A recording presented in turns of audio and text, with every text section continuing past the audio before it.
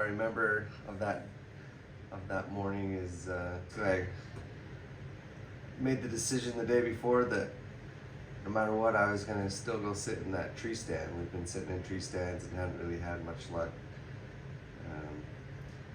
The week prior, I skipped out on a Wednesday actually, and an elk had come in. So I was determined to stay there, and no matter what anybody said, I was still gonna sit there, even if they had a better idea. So I decided to sit there, and that morning, about 7 or 7:30, I heard something crash off the mountain behind me. I never saw it, but it gave me the motivation to sit still, and then about a half hour later, I heard something walk through the bushes behind me, and kind of turned around the tree, and that's when I first saw him. It was the only elk I saw on this trip, and I remember starting to get pretty nervous because I still hadn't harvested my first bull yet, and I saw those antlers and I just got nervous.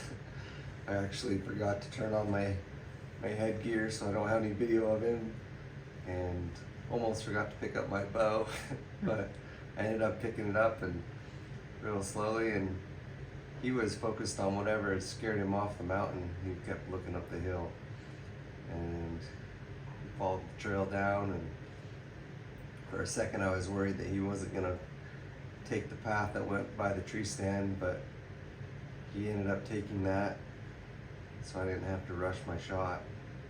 And then I expected him to stop and get a drink of water. I was planning on shooting him there, but then he didn't stop. And he walked past the stream, and right about the time I was gonna cow call to stop him, he stopped. And I was already at full draw, and I let the arrow fly. He was about 35 yards away, 35 yards away, and he took off running through the trees.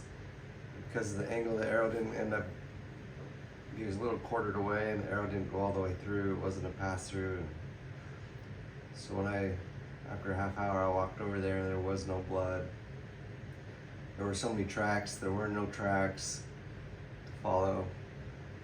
And so I ran and grabbed some help to help me find him.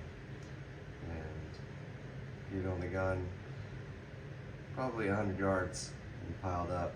I had heard him crash, but I wasn't sure if that was him crashing or just going through some bushes, but there he was, and we were pretty excited. How many elk did you see this year, Derek? He saw one elk.